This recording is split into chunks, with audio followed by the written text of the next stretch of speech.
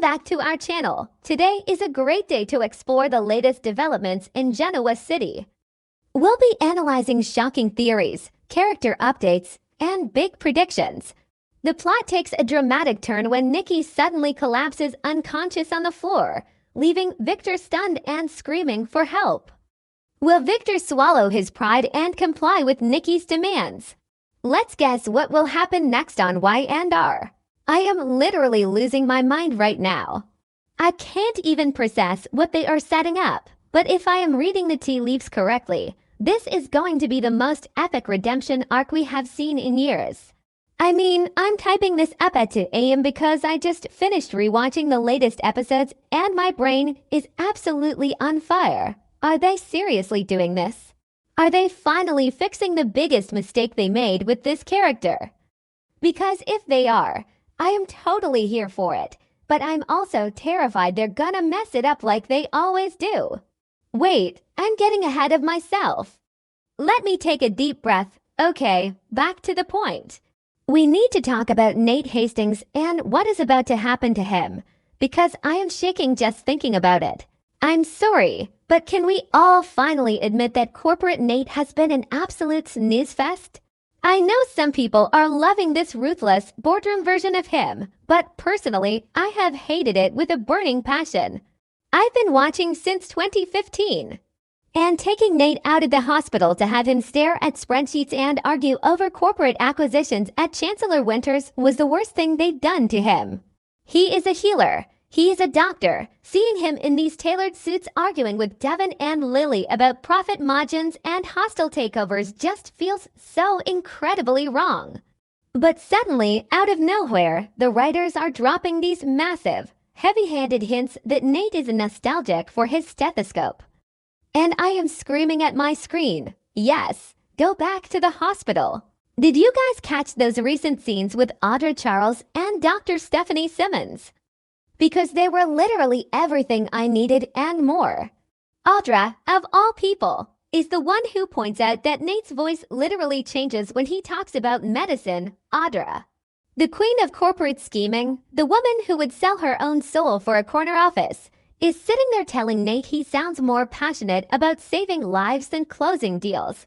I mean, when Audra Charles is telling you that you don't belong in a boardroom because you have too much heart for healing, you need to listen. And then you have Stephanie Simmons, who just rolled back into town with all the crazy Malcolm drama and the secret child gently nudging him too. They are totally laying the groundwork for a massive career pivot, and I'm eating up every single second of it. But how are they gonna do it? Remember when they tried this whole Nate can't be a surgeon anymore storyline because Devin shattered his hand in a blind rage over the Ellen affair? Yeah, didn't work then either. It just made everyone miserable and ruined the family dynamic for years. His surgical career was supposedly over, finished, kaput. So how does he go back to being the hotshot surgeon of Genoa City Memorial? Are we about to get a miracle soap opera cure? Because I will absolutely accept some experimental nerve regeneration therapy or some magical surgery in Europe if it gets Nate back in the OR. I mean, they cure brain tumors with a magic pill on this show sometimes, so fixing Nate's hand should be a walk in the park. Just give him his hands back. Actually, wait, do I even want him doing surgery again? Maybe he should just be chief of staff and run the hospital administratively. No, he needs to be cutting. He needs to be the hero with the scalpel in his hand. I am contradicting myself because I'm just so emotional about getting Dr. Nate back and I don't even care how they do it. He needs to be in the trenches, saving lives, pulling off impossible medical miracles. Because right now, Genoa City desperately needs a miracle worker. And that brings me to the other massive, terrifying storyline that is keeping me awake right now, Nikki Newman. Oh my god, guys, Nikki's health crisis is stressing me out so much, I can't handle it. The severe headaches, the brushing it off as just her a mess acting up, Victoria begging her to see a doctor. And now these terrifying vision changes. They are setting up a life-threatening diagnosis, and I am dreading it. But I'm also kind of here for the drama. Melody Thomas Scott is going to act the house down. I already know it. We are going to be in tears, but Nikki is being so unbelievably stubborn. She is refusing to tell Victor because their marriage is a toxic wasteland right now. She doesn't want his pity. She doesn't want him taking care of her out of obligation, and honestly, good for her. And can we blame her for keeping it a secret? Victor is completely out of his mind lately. He is so obsessed with destroying Jack Abbott, using Patty Williams of all people to drug him on a yacht, and reclaiming Newman Enterprises from Phyllis Summers, that he isn't even paying attention to his own wife. Nikki is literally facing a death sentence. Her vision is blurring. She is in agony, and Victor is too busy plotting hostile takeovers and playing a vicious puppet master. I am so frustrated with Victor right now. He is going to regret this so much when he realizes he almost lost the absolute love of his life while he was playing corporate war games with Jack and Diane. So put the pieces together. We have Nate itching to get back into medicine, possibly getting his hand miraculously fixed, and we have Nikki facing a terrifying, potentially fatal medical crisis that requires immediate, top-tier intervention. IT is too perfect. The timing is not a coincidence. The soap gods are aligning right before our eyes. Nate Hastings is going to be the one to save Nikki Newman's life. I am calling it right now, mark my words. He is going to be her knight in shining scrubs. He is going to walk away from Chancellor Winters, put that white coat back on, and do what he was born to do. Think about the history here. Nate used to be the Newman family's most trusted physician. He literally saved Victor's life in the past when nobody else could. He knows their complex medical histories. He knows their messy family dynamics. And most importantly, he knows exactly how to handle their legendary Newman stubbornness. If Nikki is hiding this life-threatening diagnosis from Victor, she is going to need a doctor she can trust implicitly.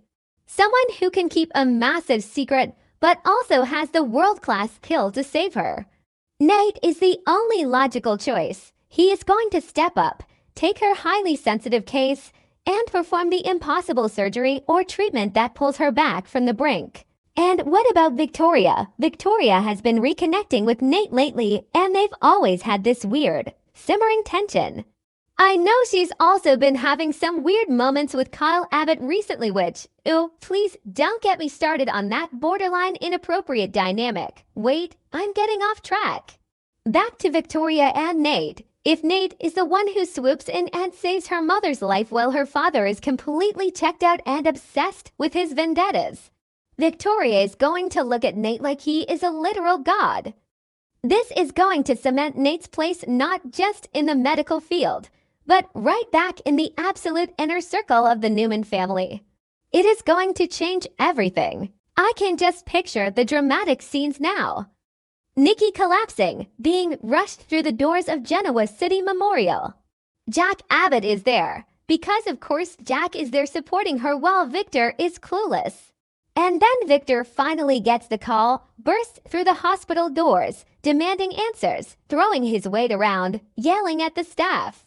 And Nate is the one who has to stand there, calm and collected, and tell the great Victor Newman to back off and let him do his job. I am getting chills just typing this. Nate looking Victor dead in the eye and saying, "I'm saving your wife's life, Victor."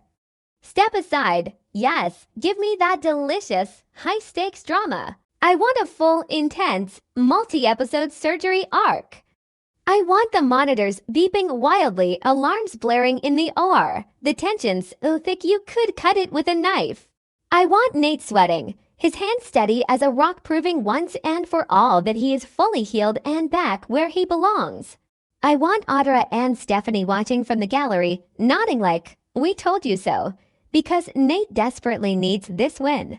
He needs to realize that corporate backstabbing, board meetings, and profit margins mean absolutely nothing compared to pulling someone back from the cold grip of death. This is his true calling. If this plays out the way I think it will, it's the ultimate redemption for Nate Hastings. He gets to leave the toxic, backstabbing environment of Chancellor Winters behind forever. He doesn't have to deal with Devin's constant judgment, Lily's corporate paranoia, or the endless family infighting anymore. He gets to be his own man, a hero, a savior to the most powerful family in town. I know some fans are going to complain that it's unrealistic for his hand to magically heal after all this time, but I honestly do not care one bit. I will suspend all my disbelief if it means we get Dr. Hastings back. It's what the character deserves, and it's what the show desperately needs right now. I'm just so emotionally invested in this. We've watched these characters struggle for so long with these boring corporate storylines, and bringing the stakes back to life and death is exactly what Y&R needs to keep us hooked. Nikki's life hanging in the balance, Victor's arrogant hubris finally catching up to him in the worst way possible, and Nate finding his true passion again. It's brilliant. It's pure soapy perfection.